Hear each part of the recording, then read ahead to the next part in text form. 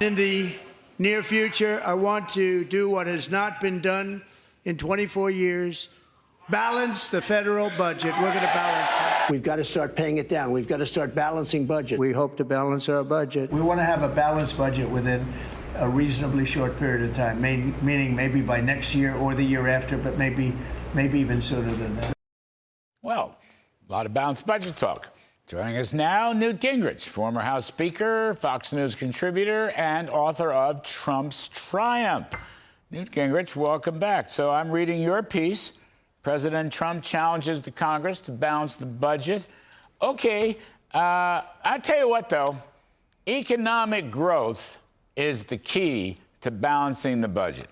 Pro-growth policies, including taxes, of course, and spending and regulations, and a sound dollar-based monetary policy. But I say growth should be the strategy. The balanced budget would be a derivative of that strategy at some future point. All right? That's my take. What's the Newt Gingrich take?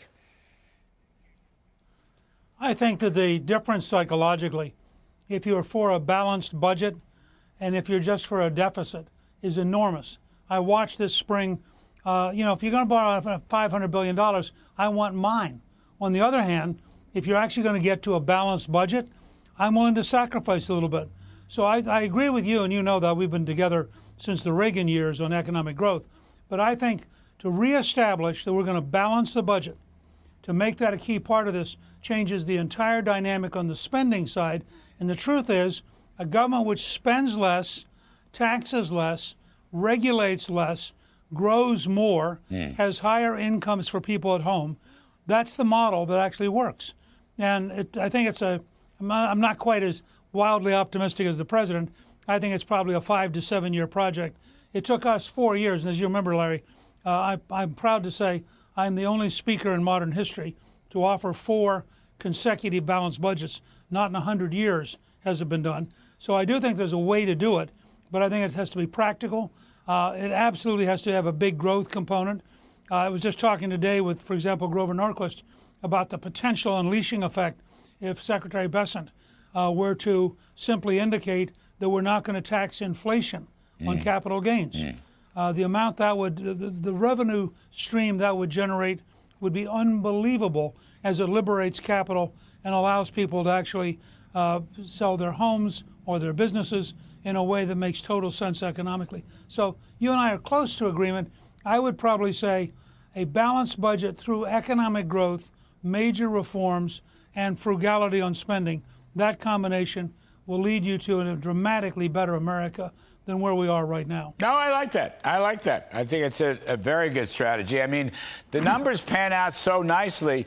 The difference between, let's say, 3.5% growth and 1.8, which is what the Congressional Budget Office and the whole deep state of Washington, the Federal Reserve, the Joint Tax Committee, all those guys, throw them into one big Taj Mahal. They come up with you can't grow faster than 1.8%. On the other hand, if Trumpian policies of lower taxes and deregulation and what did you say, frugal restraint, that kind of thing, yes, that would give you, the estimates vary, but it's probably $5 trillion in additional revenues over 10 years. $5 trillion.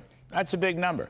And you know what else? Right. The newfound tariff revenue estimates are $3 trillion. So here we are, Newt. Just in the last 10 seconds, I've given you almost $9 trillion of revenues, and I did that in just now 20 seconds. How about that?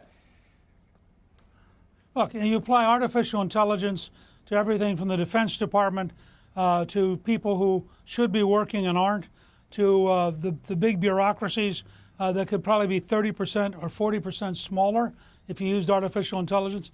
You can get to a smaller, more effective, more dynamic America with a dramatically bigger economy, with a lot more take-home pay, and frankly, with pensions and savings for senior citizens on a grand scale. All of this can be a win-win strategy if we put it together right.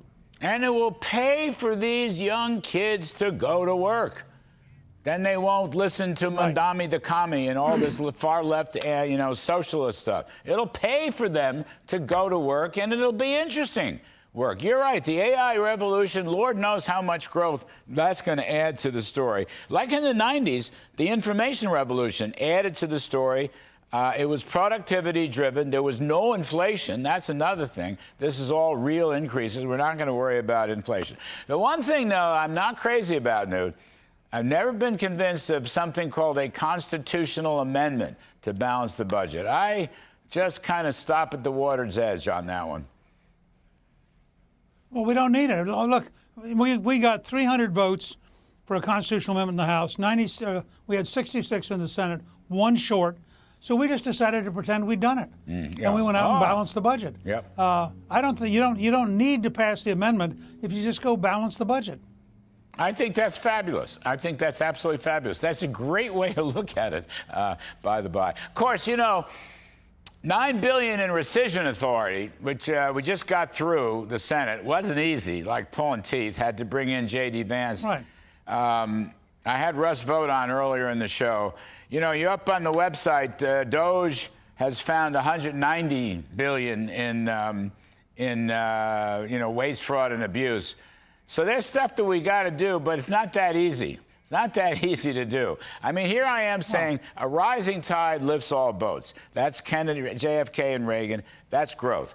Budget cutting is, Newt, it's not easy. Well, look, yeah, but look, candidly, I want a smaller government. Mm-hmm. I don't want the government to be this big. I don't want it to be this wasteful.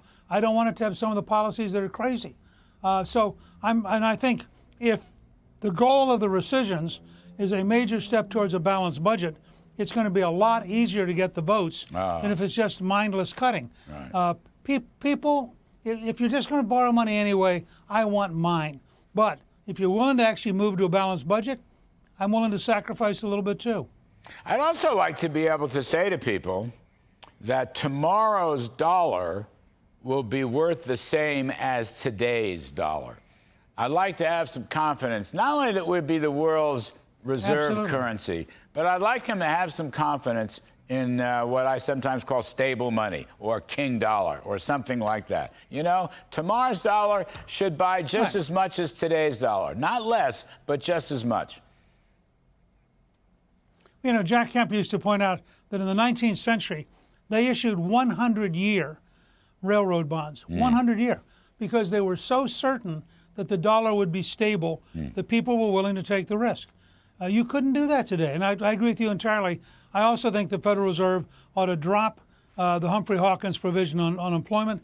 The only job of the Federal Reserve should be to protect the dollar. And then you have price stability, and price stability That's right. is the greatest pro-growth, pro-jobs, pro-wages. Price stability solves all these problems. I'll tell you, I like it. I mean, I think you got a great piece here. Actually, I think you should come on the radio this weekend and talk some more about your piece. I love the way you put this. I'm booking you on the radio if you're going to be around. Anyway, Newt Gingrich, great friend and mentor. Terrific stuff. We appreciate it very much.